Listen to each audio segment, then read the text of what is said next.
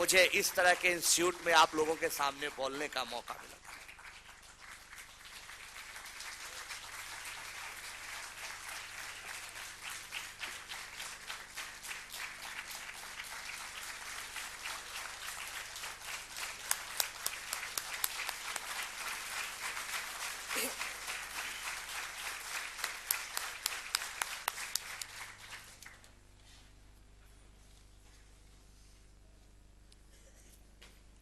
Thank you, Anand Kumar ji. May I now invite the second speaker, Dr. Girish Kulkarni, to take over the dais.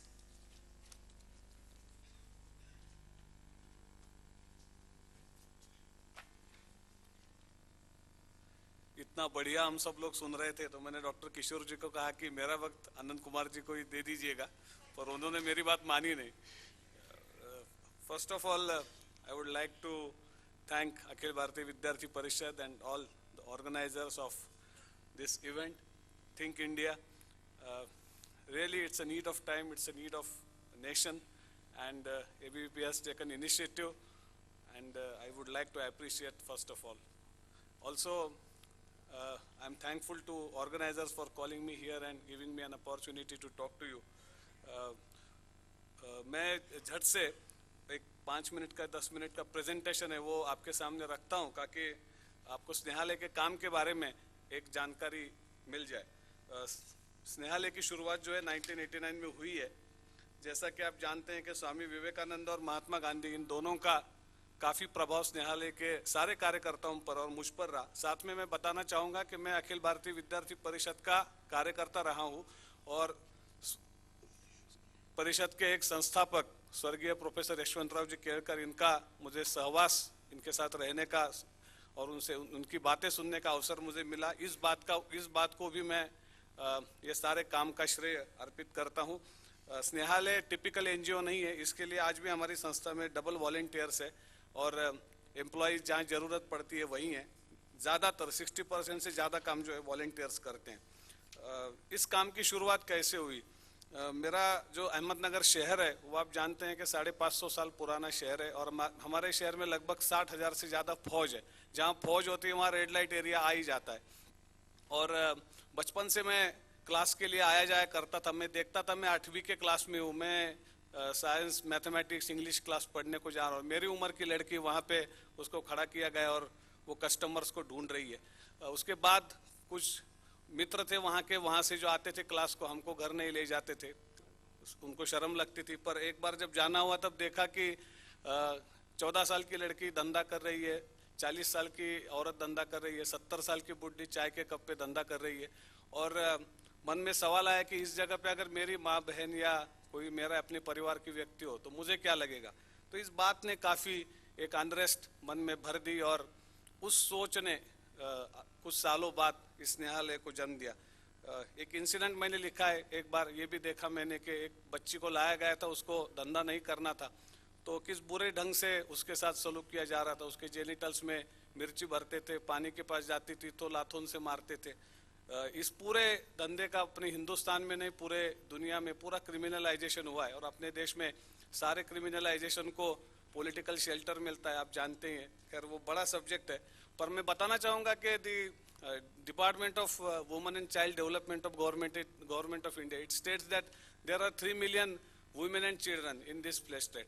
While the Human Rights Watch, it's an organization, it's a New York-based organization, which states that there are 15 million children and women are there in the flesh trade.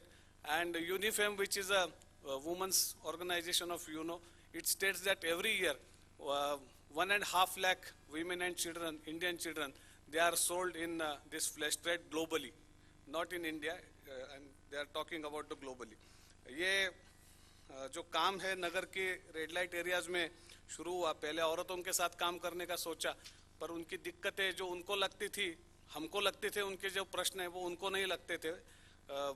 तो हमने उनके चेहरे से उनके दृष्टि से देखने की कोशिश की। फिर पता चला उनके बच्चे, उनकी बड़ी समस्या है। बच्चों के साथ काम को शुरुआत की और स्नेहालय के काम की शुरुआत हो गई। 1988 में मैं पहली बार रेड लाइट एरिया में गया था काम करने के लिए, पर फॉर्मली 2 बच्चों को लेकर जनवरी 1989 में इस काम की मैंने शुरुआत की। इसका विजन है to develop awareness and capability in those members of the society who have been deprived of their rights because of the inequality in the society. Mission में है social and family reintegration of victims of commercial sexually exploitation and trafficking, rescued victims, minor and major, HIV positive women and children, deprived women and children, slum kids, blind kids, child laborers and all types of children of special needs, unwed mothers, rape victims and their children, abandoned kids. We also run this Bharat Mata Kendra for rape victims, unwed mothers, and also we run the Snehankur Adoption Center. I will give a brief introduction next. Women and children in need of care and protection, we work with them. We have a Snehalaya Rehab Center. 9 एकड़ जगह पे ये 1992 को हमने शुरू किया। अभी 20 एकड़ जगह उसके साथ जुड़ी है जहाँ पे प्लेग्राउंड्स और गार्डन वगैरह एम्यूनिटीज़ है। इस रिहैब सेंटर में 180 HIV पॉजिटिव बच्चे हैं और 38 पॉजिटिव एक्स प्रोस्टिट्यूट्स हैं और 150 माइनर बच्चे हैं जो रेड लाइट एरिया से हैं और 28 वुमेन एंड चिल्ड्रन है जो रेस्क्यूड विक्टिम्स है जिनकी केसेस चल रही हैं। हमारी संस्था में बांग्लादेश, नेपाल यहाँ की भी रेस्क्यूड विक्टिम्स है। ये कुछ दृश्य आप देख रहे हैं जहाँ बच्चे पढ़ाई कर रहे हैं हमारे रिहैब सेंटर में। और जो ये रेस्क्यूड विक्टिम्स है जो फैशन डिजाइनिंग का कोर्स वहाँ पे करती है, ये ऐसी लड़कियाँ हैं जिन्होंने 5 साल 8 साल धंधा किया हुआ है पर रेस्क्यू हुई है। 12, 13, 14 साल की उम्र से ये धंधे में थी। अब शादियाँ हुई हैं, कोई नर्स बनी है, कोई पुलिस में भर्ती हुई है। तो एक आप देख रहे हैं लाश का चित्र है। लगभग 1992 से 2003 तक ऐसी 1200 लाशें स्नेहालय ने उठाई है। ये सारी HIV पॉजिटिव प्रोस्टिट्यूट्स और उनके बच्चे थे जो पूरे देश भर से आए थे। कलकत्ता के सोनागाछी से लेके मुंबई के कामाठीपुरा तक और दिल्ली के GB रोड से लेके त्रिवेंद्रम के GB रोड तक सब जगह से ये आए हुए थे। हमारा अपना एक ये राइट टू इन्फॉर्मेशन की एजुकेशन की बात बहुत हो रही है। 2009 से हम अपना एक स्कूल चलाते हैं जहाँ सारे अंडर प्रिविलेज बच्चे हैं, HIV positive, rescued victim, red light area के बच्चे और स्लम के बच्चे। टोटल फ्री एजुकेशन है, इंग्लिश मीडियम का स्कूल है और स्लम्स के बच्चों को हम लोग उनके घरों से बसों में उठा के ले आते हैं। तो एक क्वालिटी एजुकेशन उनको देने का प्रयास हम लोग कर रहे हैं। साथ में वोकेशनल ट्रेड्स हम लोग डेवलप कर रहे हैं। हमने अपना चाइल्ड लाइन शुरू किया था 1997 में, जो हिंदुस्तान का पहला प्राइवेट हेल्पलाइन बच्चों के लिए था जिनको केयर और प्रोटेक्शन की ज़रूरत है। तो इसको इंडिया में मतलब बहुत अच्छे चाइल्ड लाइन समझे जाते हैं, उसमें वो पहले 5 में है। 2003 में ये भारत सरकार की जो चाइल्ड लाइन है उसके साथ हमने अपनी चाइल्ड लाइन को जोड़ दिया। वो बहुत सारा एडवोकेसी का काम करते हैं। चाइल्ड लेबर, सेक्स ट्रेड में जो बच्चे फंसे हैं सब बच्चों के साथ एक बहुत अच्छा काम ये चाइल्ड लाइन करती है। बाल भवन हमारी स्लम इंटरवेंशन एक्टिविटी है। अभी फिलहाल 8 स्लम्स में 1800 बच्चों के साथ स्नेहालय काम करती है। उनको प्री प्राइमरी स्कूल्स हम अपने चलाते हैं और फिर उनको अलग अलग स्कूलों में डाला हुआ है। कोई कुछ भी कहे पर 2020 में हिंदुस्तान दुनिया का सबसे बड़ा अर्बन स्लम्स वाला एक देश बनने वाला है। और आप स्लम से तो हम लोग रोज गुजरते हैं, पर स्लम के अंदर झांकेंगे हम कभी तो पता चलेगा कि 30% चाइल्ड मैरिजेस लगते हैं। हर 8वें 10वें घर में HIV का पेशेंट है। 15वें घर में सिपिलिस, गनोरिया, गुप्त रोग का पेशेंट है। 90% लोग शराब, दारू, गुटखे में लिप्त हैं। प्राइवेट मनी लेंडिंग से फंसे हुए हैं चक्करों में। पढ़ने की इच्छा है पर पढ़ने के अवसर नहीं है। जो सरकारी उपक्रम है वहाँ खिचड़ी मिलती है, मतलब शिक्षा छोड़ के सब मिलता है। वहाँ खिचड़ी मिलेगी, कपड़ा मिलेगा, यूनिफॉर्म मिलेगा, सिर्फ पढ़ाई नहीं है।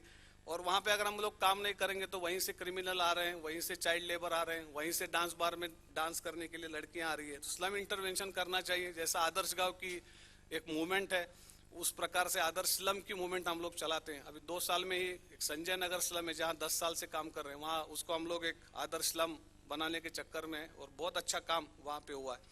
स्नेहांकुर अडॉप्शन सेंटर हम लोग चलाते हैं 2006 से। आप देख रहे होंगे कि 150 से ज़्यादा बच्चे और 108 से ज़्यादा अनवेड मदर्स को हमने रिहेबिलिटेट किया हुआ है। होलिस्टिक अप्रोच से काम करते हैं, सिर्फ बच्चे लेने देने का काम नहीं करते।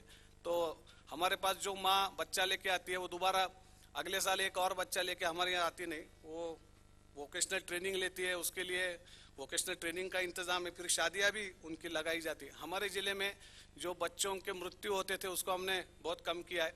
बहुत सारे हमारे इनिशिएटिव है, उसमें फीमेल फोर्टिसाइड की चर्चा तो बहुत होती है, पर हमारा एक उपक्रम है स्त्री भ्रूण हत्या मुक्त गांव, मतलब ऐसा गांव जहाँ पे कोई स्त्री भ्रूण की हत्या नहीं करता।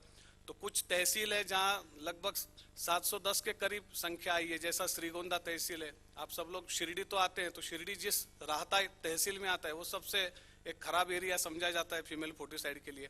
तो इस एरिया में हम लोग काम करते हैं। हमारे एम्बुलेंसेस है, वेंटिलेटर वैन से, और जो बच्चों को कहीं भी उठाती है, और डॉक्टरों से, और बहुत सारे आशा वर्कर्स, गवर्नमेंट स्टाफ, हॉस्पिटल्स का स्टाफ, इनके साथ बहुत काम चलता है। तो 800 ग्राम 900 ग्राम की बच्ची, प्रीमैच्योर बच्ची, 27-28 वीक्स की बच्ची, वो अगर हमारे हाथ में जिंदा आती है तो वो कभी मरती नहीं है। ये हमारा एक रिकॉर्ड है। स्नेहजोत प्रोस्टिट्यूट्स के साथ एक हमारा उपक्रम है। नगर डिस्ट्रिक्ट में लगभग 2700 प्रोस्टिट्यूट्स है, और लगभग 650 यूनक्स है, MSM है, मतलब हिजड़ है। तो इस सारी जमात के साथ हम लोग काम करते हैं। हम लोग इन चीज़ों को बढ़ावा नहीं देते। हम लोग नहीं चाहते कि कोई वेश्या बने, या कोई वेश्या कर रही है तो वो मरे वेश्या की हैसियत से। तो हम लोगों की प्रतिज्ञा ही होती है कि हम लोग वेश्या करके जिए हैं मजबूरी से, पर वेश्या की हैसियत से हम मरेंगे नहीं। यही हमारा स्लोगन होता है। बहुत सारी औरतें धंधा छोड़ के अलग व्यवसाय में आई हैं। मैं बताना चाहूँगा कि स्नेहालय संस्था केवल वेश्याओं के लिए काम नहीं करती है, वेश्या उनकी भी संस्था है, क्योंकि सारी वेश्याएं हमारी लाइफ मेंबर्स है, और हमारे बोर्ड ऑफ ट्रस्टीज में भी वेश्याएं हैं। और मैं आपको बताऊं तो वो बाकी लोगों से बहुत जिम्मेदारी से काम करती है। तो कलेक्टिवाइजेशन बहुत हुआ है। 46% औरतों को सेक्सुअली ट्रांसमिटेड डिसीजेस थे, जैसे सिफिलिस, गनोरिया वगैरह, पर अब हमने वो 0% पे लाया है। HIV है, पर ये बाकी डिसीजेस नहीं है। फिर उनके सेल्फ हेल्प ग्रुप बनाए हैं, प्राइवेट मनी लेंडिंग बंद कर दिया है, पुलिस, दलाल और ब्रॉथल कीपर्स का जो दबाव है वो बिल्कुल नष्ट कर दिया है। हमारे जिले में कोई औरत पुलिस को कोई हफ्ता नहीं देती है। छोटे बच्चों को इस धंधे में लाने से हमने रोका है। औरतों का ही उसमें संगठन बनाया है। औरतों को हमने बताया कि देखो, छोटी लड़की तुम्हारे 4 कस्टमर उठा लेगी, तो छोटी बच्ची को आने नहीं देना। ये स्वार्थ की बात। और परमार्थ की बात, तुम भी कभी इस धंधे में आई हो तो छोटी थी, क्योंकि हम जानते हैं, NHRC का रिपोर्ट है कि 60% इस धंधे में जो लोग हैं, 60% से ज्यादा लोग जब बच्चे होते हैं तब आते हैं, मतलब 18 साल से कम उम्र में इस धंधे में आते हैं। और हम तो देखते हैं 12, 13, 14 साल की लड़कियों ने 30 साल की औरतों का मतलब बुड्ढी बना दिया है। उनके लिए कोई कस्टमर ही नहीं छोड़ा है, तो उनको अभी सड़क पे आना पड़ता है कस्टमर के लिए।